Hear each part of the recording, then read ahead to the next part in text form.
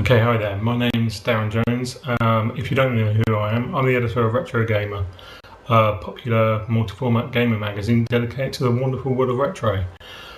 Basically, you'll have to bear with me with this because I've never done anything like this before, but I'm getting so many requests from the readership. I thought I'd throw something together, throw it at the wall, see what sticks, and hopefully we'll be able to get something out of it that some of you may even enjoy. Highly unlikely, but you never know. So anyway, this has all come about because people want to know what I do in my spare time. I've got no idea. I'm not the most exciting of people. But, you know, basically the magazine's got a big following and people want to know what I get up to. So, well, same as you guys really. I watch films, a lot of Blu-rays. I obviously play games.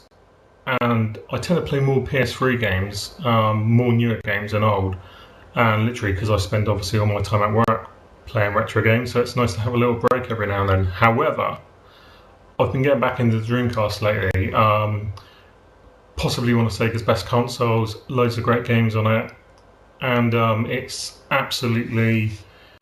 really upsetting that obviously this Sega of old is no more, and you know they're making games for Nintendo, they're making games for Xbox, when really we all know they should be making a new console. But you know, we can't but dream. And while I go back to reminiscing, I put on the game that we're going to be playing tonight, and it's Crazy Taxi, one of the best races around, and it's just a hell of a lot of fun. So rather than look at my ugly mug for the rest of the show, let's have a look at the game and check it out. So bear with me, here we go.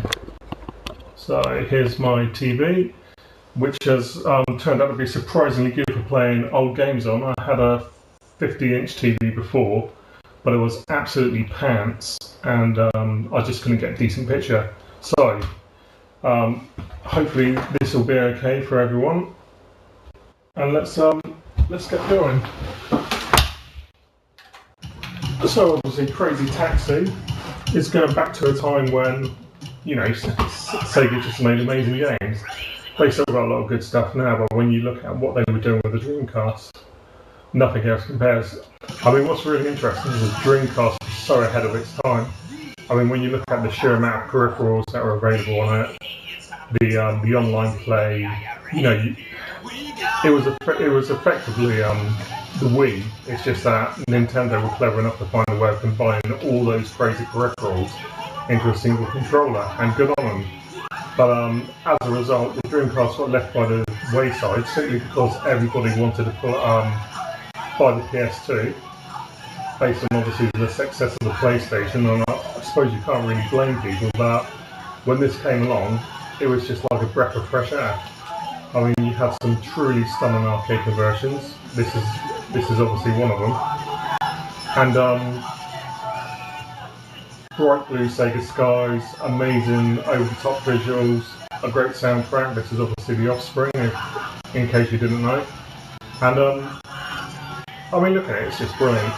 I mean, I'm not very good at it, but that's mainly because, like any other bloke, I can't really do two things at once. So trying to talk and make this commentary sound vaguely interesting and play a game at the same time, pretty bloody hard. I wouldn't really recommend it. But anyway, we'll see how we get on.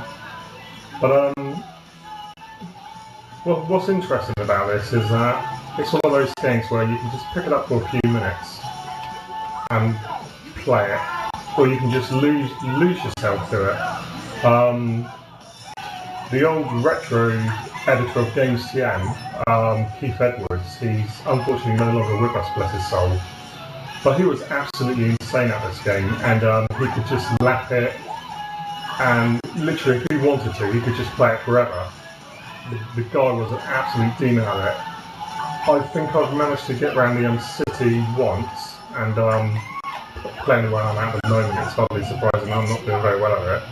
But yeah, he was an absolute demon, and I used to go down to his shop in Bournemouth. I think it was called Joypad. Joypad. And when he wasn't doing much, if business was slow, he put this on and he was just absolutely sensational at it. But I mean, the great thing about this game, and like a lot of Sega's arcade games is it's just got a timeless quality to it. And even though it looks a little rough around the edges now, it's still a really impressive little game. I mean, it's no surprise that Sega had another stab at the game with obviously Crazy Taxi 2, which came out on the Dreamcast, and then they brought out a PSP version. Now, unfortunately, while the PSP version graphically it was really impressive, there was a lot of issues with it simply because Sega had lost the licensing. You couldn't go to KFC, you couldn't go to Pizza Hut, Offspring were no longer playing. So while it looked like Crazy Taxi, it certainly didn't sound like it, and it just didn't feel like it. It's a shame, really. I don't know whether it's worth picking up unless you're a real die-hard fan of the game. But you know, you're losing so much from it, which you have to wonder why Sega decided to actually release it, because you know, if you haven't got all the elements, you may as well not bother. Well, I've totally messed this up, so that's me playing Crazy Taxi and doing absolutely rubbish job at it. If I've got time, I might put another game on tomorrow. It'll be another Dreamcast game, probably one of my shooters or possibly Guru. But yeah, game over. See ya. I'll speak to you soon. Bye.